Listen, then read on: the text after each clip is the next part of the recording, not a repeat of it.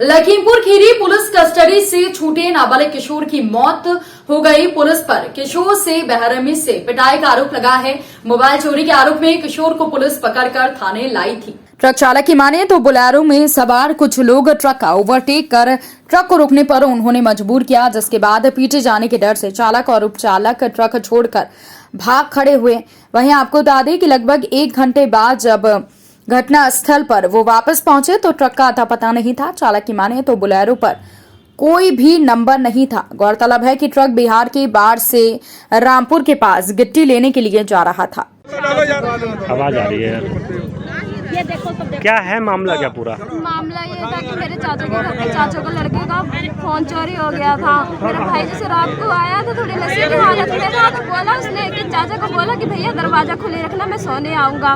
उसके बाद फिर मेरी मौसी की लड़की के घर गया, पेन ड्राइव लेके आया, टीवी देखा, बेचारा फिर नशा होने लगा तो मम्मी ने अपने साथ वाली खटिया में सुला ले। उसके बाद सुबह उसका 4 बजे पता लगा कि फोन नहीं है उसके पास। उसके बाद फोन चल गया तो चाचा आए, चाचा पूछे कि हाँ तू कह रहा था रात को मैं सोने आऊंगा, तो सोने आऊंगा तो मैं आया क्यों नहीं, फोन तू ही चोरी किया कह के रिपोर्ट करवाया पुलिस वाले को। तो उसके बाद पुलिस ने बुलाया था घर, वहीं पे चौकी में बुलाया था उसे। उसके बाद चौकी में ले जाने के बाद यहाँ तक कि मम्मी खुद लेके गई थी चौकी में, बिल बुलाए उनके कि मेरा लड़का निर्दोष है। मम्मी लोग को ऐसे घर से भेज दिया, कह रहा है कि चौकी से जाओ तुम लोग, यहाँ हम जो कार्रवाई करना होगा कर लेंगे। उसके बाद कार्रवाई करने के बाद मेरे भाई को इतना मारा चला। नाबालिग 16 साल का मेरा भाई है, उसे ऐसे कुत्तों की तरह मारा। उसका पैर पकड़ रहा था, आगे बोल रहा दीदी मैं उसका पैर भी पकड़ रहा तो भी मुझे नहीं छोड़ा। बहुत मारा, नीचे लिटा के पट्टे से मारा। कोई उम्र थी इसके मारने की, 2 थप्पड़ मार के पूछ लेता। उनके पास कोई सबूत था कि हाँ इसी ने इसमें चोरी किया, बस यही कहा कि दरवाजा खुला रखना, मैं आऊंगा सोने, बस इतनी ही बात हुई थी। इतने कुत्ते की तरह पीटा। उसके बाद फिर कल परसों जाती तबीयत खराब हो गई, फिर खजूरिया से दवाई दिलवा के लेके आए। उसके बाद फिर कह रहा है मम्मी मेरा पेट फूल रहा है। उसके बाद फिर गुप्ता हॉस्पिटल लेके गए थे पलिया से। उसके बाद रात को दिन भर वही रहा। उसके रात को पता नहीं 2 बजे उसने दम तोड़ दिया अपना। नशे उसे बंद हो गई थी, खून जाम हो गया था, डॉक्टर ने कहा भी इसका। लालबाग पार्क में मीडिया से केंद्रीय मंत्री अनुराग ठाकुर रूबरू हुए। उन्होंने जनता के बीच आकर कैंपेनिंग की और जनता को लुभाने की सरकार हर तरफ से कोशिश कर रही है, मगर जनता किसका बटन दबाएगी ये तो देखने वाली बात होगी। कोई काम नहीं किया। उत्तर प्रदेश क्या पूरे देश में 10% से 14% करने का काम किया तो भारतीय जनता पार्टी की सरकार ने, मोदी जी की सरकार ने किया न्यू पेंशन स्कीम के। इसलिए ये केवल झूठी बातें करते हैं। इनके समय तो ना रोजगार मिलते थे और जो प्राइवेट क्षेत्र में भी थे वो भी पलायन कर जाते थे। ये केवल आज इस चिंता में है कि इनके ऊपर जो इनकी लिस्ट में लोगों के नाम आ रहे हैं, एक के बाद दूसरे की टिकट काटने का इनके काम आ रहा है।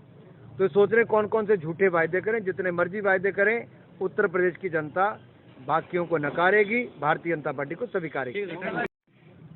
उत्तर प्रदेश में मातृशक्ति, उत्तर प्रदेश की बहु बेटियां अपने आप को सुरक्षित महसूस करती हैं तो योगी आदित्यनाथ जी की सरकार में, भारतीय जनता पार्टी की सरकार में। और मैं तो ये कहूँगा ये 5 वर्षों में योगी जी ने जो किया, अपराधियों, दंगइयों, माफियों के खिलाफ कार्रवाई करने का काम, इससे महिला अपने आप को सुरक्षित महसूस करती। इसीलिए हमारी बहनें सड़कों पर आई, आकर भारतीय जनता पार्टी के लिए कैंपेन किया। प्रियंका जी ने कांग्रेस को छोड़कर भारतीय जनता पार्टी के लिए कैंपेन शुरू किया है। अदिति जी ने भारतीय जनता पार्टी के लिए कैंपेन किया, अपर्णा जी ने किया। यह अपने आप में दिखाता है बहू और बेटियां अपने आप को सुरक्षित महसूस करती हैं तो उत्तर प्रदेश में भारतीय जनता पार्टी की सरकार में करती है। सर, अखिलेश यादव पार्टी आरोप लगाती है कि भारतीय जनता पार्टी नफरत की राजनीति कर रही है, भाईचारे को खत्म कर रही है। हम तो सबका साथ, सबका विकास, सबका विश्वास और सबका प्रयास, इसी मूल मंत्र के साथ काम करते हैं। डबल इंजन की सरकार ने समाज के सभी वर्गों के लिए काम किया। अगर हमने 40 लाख लोगों को पक्के मकान बनाकर दिए तो किसी ने नहीं पूछा हिंदू हो कि मुस्लिम हो, किसी और जाति के हो, धर्म के हो, कभी नहीं पूछा। 1.5 करोड़ लोगों को बिजली के कनेक्शन दिए, कभी नहीं पूछा किस जाति धर्म के हो। अगर शौचालय 3 करोड़ से ज्यादा बनाकर दिए, कभी नहीं पूछा किस जाति धर्म के हो। हमने तो सबके लिए किया है। 15 करोड़ लोगों को मुफ्त में राशन दिया, डबल दिया, तो नहीं पूछा कि किस धर्म, किस जाति के हो। हम तो सबका साथ, सबका विकास करने में विश्वास रखते हैं मेरे भाई। मैं सवाल पूछना चाहता हूं अखिलेश जी से, आपकी सरकार के समय बिजली की तारें कपड़े सुखाने के काम आती थी। आपकी सरकार के समय एक महीने में 300 घंटा बिजली नहीं मिल पाती थी। आप 300 यूनिट मुफ्त में कहां से दोगे मेरे भाई? हमने 1.5 करोड़ लोगों को बिजली के कनेक्शन दिए, किसानों के बिजली के बिल आधे माफ किए। ये कांग्रेस, सपा, बसपा ये कोई नहीं कर पाई 70 साल में। ये डबल इंजन की सरकार मोदी जी, योगी जी की सरकार ने। पुरानी पेंशन बहाली की बात की है, मोदी जी और योगी जी कहीं ना कहीं विफल होंगे क्या? मैं इतना ही कहूंगा, सपा गठबंधन की अगर आप सूची को देखें, ये सपा गठबंधन के उम्मीदवार नहीं, जनता की उम्मीदों पर वार करने वाले हैं। कोई जेल में है, कोई बेल पर है, और इसका जवाब आज तक अखिलेश यादव जी नहीं दे पाए। मैं लखनऊ उत्तर प्रदेश के मीडिया के मित्रों से कहता हूं, अखिलेश जी कभी भी प्रेस कॉन्फ्रेंस करें, उनसे सवाल पूछें कि आखिरकार उनके उम्मीदवारों की नई सूची क्यों नहीं आ पाई, जिनमें जेल वाले बेल वाले हैं। छिप छिप कर टिकटें क्यों बांटी जा रही हैं, डर क्यों सता रहा है, और 300 घंटे की बिजली नहीं महीने में दे पाता, 300 यूनिट मुफ्त कहां से देगा? जिनके लिए आईटी, इनकम फ्रॉम टेरर के लिए जाना जाता था, और इनके आईटी के एम्बेसडर थे अतीक अहमद अंसारी, नाहिद हसन से लेकर यूनुस खान तक। इन लोगों के डर से यहाँ से उद्योग भी पलायन कर जाते थे, लोग भी पलायन कर जाते थे। योगी जी की सरकार आने के बाद सुरक्षा बढ़ी, विकास हुआ, उत्तर प्रदेश भी दूसरे नंबर की अर्थव्यवस्था देश की बना। ये बहुत बड़ी उपलब्धि। सर, अखिलेश यादव पुरानी पेंशन बहाली को लेकर बात कर रहे हैं, उस पर आप क्या कहना चाहते हैं? 5 साल इनकी। उन्नाव में रेप पीड़िता ने पत्र और वीडियो वायरल किया, सपा प्रमुख अखिलेश यादव को धन्यवाद दिया। माघी कांड की पीड़िता ने राष्ट्रपति को पत्र लिखा है। सुप्रीम कोर्ट बीएसपी सुप्रीमो चुनाव आयुक्त को पत्र लिखा। सदर विधानसभा से दावेदारी कर रहे देवेंद्र सिंह के खिलाफ पत्र लिखा। देवेंद्र सिंह सीआरपीएफ की सुरक्षा लेकर प्रचार कर रहे। बीएसपी सुप्रीमो मायावती से प्रत्याशिता निरस्त करने की अपील की। दोषी कुलदीप सिंह सेंगर का साथ देने का भी आरोप लगाया गया है। सेवा में माननीय राष्ट्रपति जी, मुख्य न्यायाधीश सर्वोच्च न्यायालय दिल्ली, राष्ट्रीय अध्यक्ष बीएसपी बहन कुमारी मायावती जी, चुनाव आयुक्त निर्वाचन आयोग भारत सरकार, मैं उन्नाव रेप पीड़िता आप सभी से प्रार्थना करती हूँ। देवेंद्र सिंह निवासी माखी जिला उन्नाव से बहुजन समाज पार्टी से प्रत्याशी बनाया गया है। मैं बताना चाहती हूँ कि ये मेरे रेप केस में व एक्सीडेंट के केस में किसी भी प्रकार से गवाही नहीं दी है। अदालत को गुमराह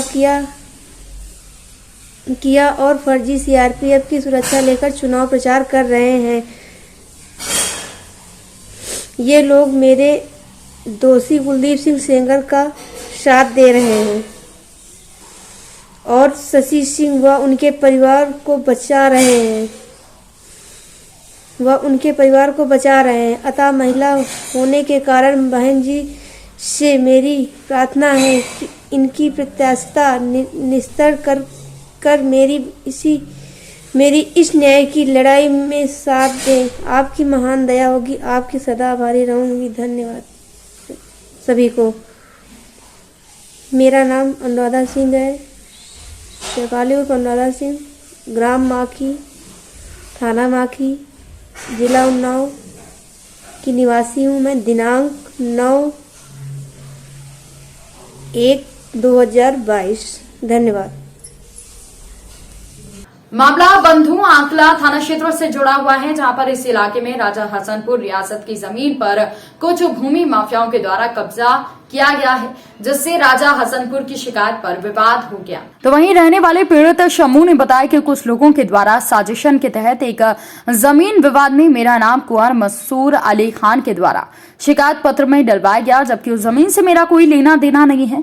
उनकी जमीन हसनपुर में गाटा संख्या 2283 और 2234 स्थित है। गाटा संख्या 2283 संगठन नंबर है जो मौके पर खाली है। गाटा संख्या 2284 के कुछ भाग पर मकान बने हैं और कुछ भूमि तालाब की शक्ल में है। आपको बता दें कि मौजूदा जमीन से हमारा मकान भी करीब आधा किलोमीटर पड़ता है और अगर कोई उस जमीन पर कब्जा कर रहा है तो हमारा कोई लेना देना नहीं है। फिर भी मुझे फर्जी तरीके से यहाँ पर फंसाने की कोशिश की जा रही है। हालांकि इस बात की शिकायत पीड़ित शम्मू ने पुलिस अधीक्षक से की। मामले में जांच कराकर कार्यवाही की मांग की। वहीं उन्होंने कहा कि पुलिस पर मुझे पूरा भरोसा है कि न्याय संगत कार्यवाही यहाँ पर की जाएगी। जो आबादी की ज़मीन है कुंवर मसूद अली राजा साहब जो कह रहे हैं कि हमारी है, और चाहे राजा साहब की हो चाहे किसी की, हमसे उस ज़मीन से क्या लेना देना। मेरा मकान भी वहाँ नहीं है आसपास में, और वहाँ से मेरा मकान 600 मीटर दूरी पे है। फिर भी हमको अनायास जो है न्यूज़ चैनल पे चला के और साजिशन जो है बदनाम किया जा रहा है। ये अभी एक एप्लीकेशन जो है जिला अधिकारी के यहाँ प्लस एक पुलिस अधीक्षक सुल्तानपुर के पास अभी आके एक एप्लीकेशन दिए, और इसलिए कि हमारे ऊपर कोई कार्रवाई ना हो सके और हम इससे जो है मुक्त रहें।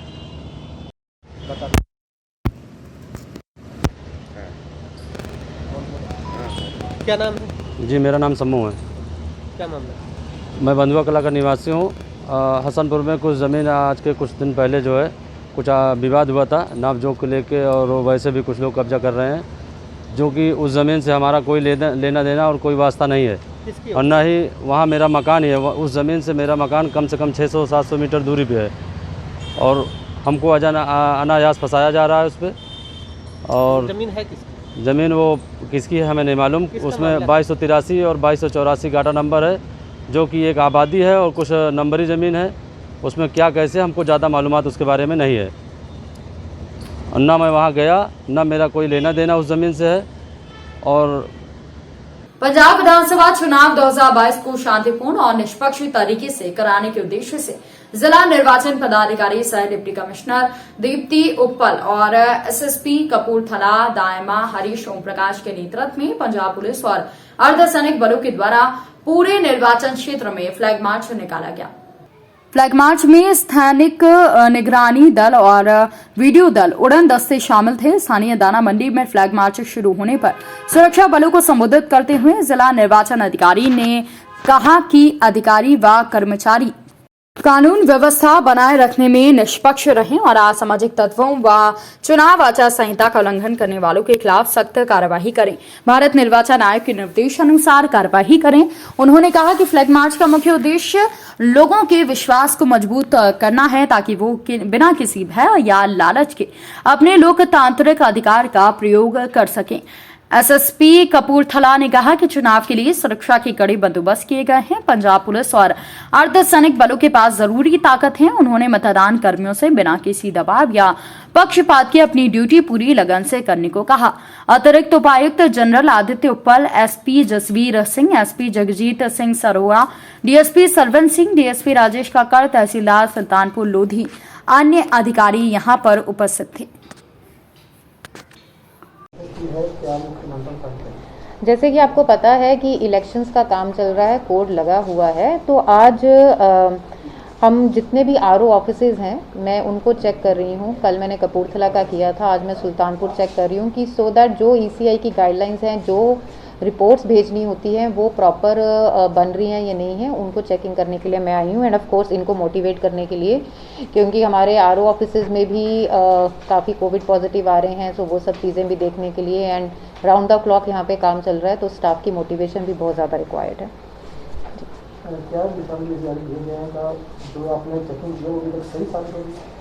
रिकॉर्ड एंड ऑल में ठीक चल रहा है, क्योंकि अभी गेन हुआ है, मोमेंटम गेन हुआ है, और जैसे जैसे नॉमिनेशंस पास आते हैं, जैसे जैसे क्लियर होते हैं कैंडिडेट्स, तब और भी ज़्यादा इम्पोर्टेंस हो जाती है।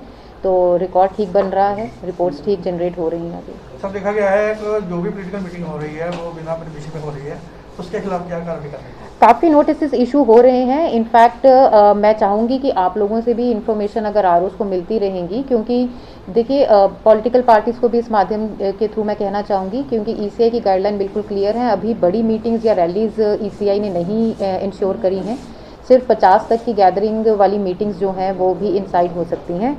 सो काइंडली आप लोग परमिशन लीजिए।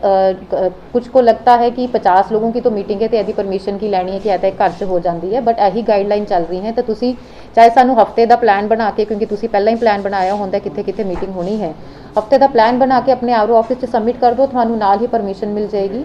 इट्स बैटर कि उन्होंने परमिशन लिया के करो, अदरवाइज बाद 'ਚ कंप्लेंट आती रहती है।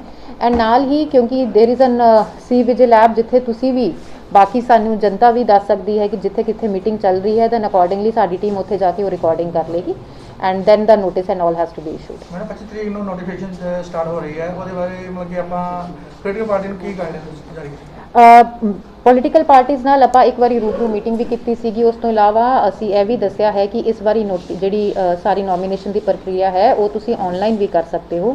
ਇਹਦੇ ਲਈ ਅਸੀਂ ਸੁਵਿਧਾ ਐਪ ਦੀ ਟ੍ਰੇਨਿੰਗ ਵੀ ਸਾਰੇ ਪੋਲੀਟੀਕਲ ਪਾਰਟੀਜ਼ ਨੂੰ ਦਿੱਤੀ ਸੀਗੀ ਆਨਲਾਈਨ ਵੀ, ਕਿਉਂਕਿ ਕੋਵਿਡ ਨਹੀਂ ਚੱਲਦੇ ਹੋਏ ਇਸ ਵਾਰੀ ਈਸੀਆਈ ਨੇ ਐਪ ਵੀ ਬਣਾ ਦਿੱਤੀ ਹੈ ਜਿਹਦੇ ਤਹਿਤ ਤੁਹਾਡੇ ਸਾਰੇ ਡਾਕੂਮੈਂਟਸ ਅਪਲੋਡ ਹੋ ਜਾਣਗੇ। ਤੁਸੀਂ ਜਿਹੜੀ ਫੀ ਪੇਮੈਂਟ ਕਰਨੀ ਹੈ ਉਹ ਵੀ ਸਾਰਾ ਕੁਝ ਅਪਲੋਡ ਹੋ ਜਾਏਗਾ ਤੇ that is another easy thing. Otherwise ਜੇਕਰ ਤੁਸੀਂ ਇੱਥੇ ਆ ਕੇ ਆਰਓ ਆਫਿਸ 'ਚ ਆ ਕੇ ਕਰਾਣਾ ਆਪਣੀ ਨੋਮੀਨੇਸ਼ਨ फाइल करना चाहते हो वो भी कर सकते हो, but of course the number of people who will be accompanying for the nomination इस बार वो रिड्यूस कर दिए गए हैं क्योंकि कोविड का इस टाइम प्रकोप चल रहा है। ਤਾਂ ਦੂਸਰੀ ਸਾਈਡ ਤੇ ਆਨੇ ਆ ਕਿ ਜਿਹੜਾ ਕੋਵਿਡ ਦਾ ਕਾਫੀ ਕੇਸ ਪੋਜ਼ਿਟਿਵ ਨਿਕਲ ਰਹੇ ਆ, ਇਸ ਵਾਰ ਵੈਕਸੀਨੇਸ਼ਨ ਦੀ ਮਤਲਬ ਕਿ ਬਹੁਤ ਕੁਆਂਟੀਟੀ ਘਟ ਰਹੀ ਹੈ, ਇਹਦਾ ਕੀ ਕਰਨਾ ਹੈ ਜੀ?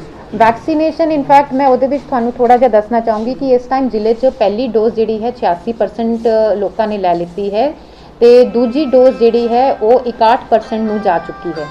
ਜੇ ਅਸੀਂ ਆਲ ਓਵਰ ਇੰਡੀਆ ਦੀ ਗੱਲ ਕਰਦੇ ਹਾਂ ਤਾਂ 92% ਫਸਟ ਡੋਜ਼ ਹੈ ਐਂਡ 71% ਸੈਕਿੰਡ ਡੋਜ਼ ਹੈ।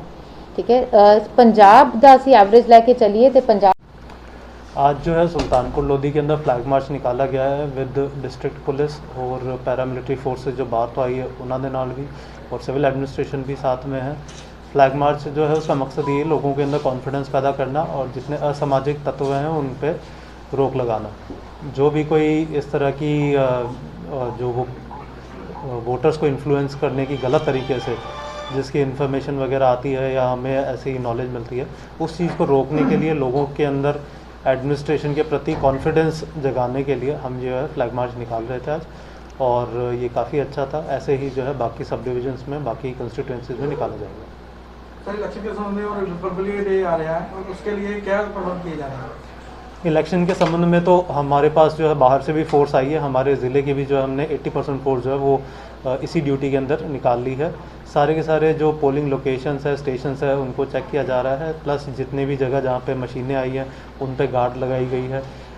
हर बार रूटीन के अंदर जो है फ्लैग मार्च निकाला जा रहा है, जितने भी असामाजिक तत्व हैं उनकी चेकिंग की जा रही है। आपने देखा भी होगा कि डेली जो है ऑलमोस्ट सुबह जो है जो भी पिंड जितने हैं जहाँ पे नशे की खबर है, जहाँ पे इलीगल लिकर की खबर आ रही है, वहाँ पे रेड करी जा रही है, लोगों को पकड़ा जा रहा है, प्रिवेंटिव एक्शन लिए जा रहे हैं। चारों तरफ जो है हम पर्चे भी रजिस्टर कर रहे हैं, चाहे वो छोटी क्वांटिटी में रिकवर हो रहा है या बड़ी क्वांटिटी में हो रहा है, सब पे एक्शन लिया जा रहा है। रिपब्लिक डे परेड के लिए जितनी भी जगहें हैं जहाँ पे जहाँ पे झंडा लहराना है वहाँ पे जो है हम उसकी गार्ड लगा रहे हैं। गार्ड लगा के एंटी सबोटा चेकिंग भी हो रही है डेली बेसिस पे, और साथ ही में कोविड की गाइडलाइंस भी फॉलो की जा रही है ताकि फोर्स के अंदर जो है कोविड के केसेस कम रहे। लोगों को क्या विश्वास दिलाते हैं विधानसभा चुनाव के लिए और क्या अपील करना चाहेंगे? लोगों को ये विश्वास दिलाया जा रहा है कि पुलिस जो है पूरी तरह से न्यूट्रल होकर आपकी सेफ्टी सिक्योरिटी के अंदर लगी हुई है। विधानसभा चुनाव को बड़े ही सुचारू ढंग से कराने के लिए, सेफ़ तरीके से कराने के लिए, उन लोगों की सेफ्टी के लिए हर तरफ हमने पुलिस डिप्लॉय कर रखी है, नाकेबंदी पे भी और गश्त के फॉर्म में भी। तो फुट पेट्रोलिंग, फुट मार्चेस वगैरह सारे किए जा रहे हैं। हमारी तरफ से हम अपनी पूरी कोशिश कर रहे हैं। फिर भी कहीं पे किसी को अगर कोई खबर आती है, इन्फॉर्मेशन आती है, वो पुलिस को कांटेक्ट करके उसकी जानकारी दे सकते हैं। सर जिन लोगों के पास पर्सनल वेपन है उनको बोला गया है कि जमा कराने के लिए, कितने % लोगों ने जमा करवा दिए? वेपन ऑलमोस्ट हमारे डिस्ट्रिक्ट के जो हमने सारे जमा कर लिए हैं। जो थोड़े बहुत है वो एग्जेम्प्टेड कैटेगरी के या जो जिनको ज़रूरत है उनको दिया जा रहा है। अदरवाइज़ सारे वेपन जो है जमा करवा लिए गए हैं और उसमें हमारे डिस्ट्रिक्ट की काफ़ी अच्छी रिपोर्ट। चुनाव के मद्देनजर क्या अपील करना चाहेंगे? चुनाव के मद्देनज़र सबसे यही अपील है कि सब जागरूक रहें और अपने जो ये वोटिंग का जो हक है उसको बहुत ही अच्छी तरह से और जो है मतलब इसको यूज़ करें। किसी भी तरह के इन्फ्लुएंस में आने की ज़रूरत नहीं है, और अगर कहीं पे कोई खबर मिलती भी है कि कोई इन्फ्लुएंस करने की कोशिश कर रहा है तो पुलिस को तुरंत इन्फॉर्म करें। पुलिस जो है वो आपकी मदद के लिए, सहायता के लिए हर टाइम प्रेजेंट है।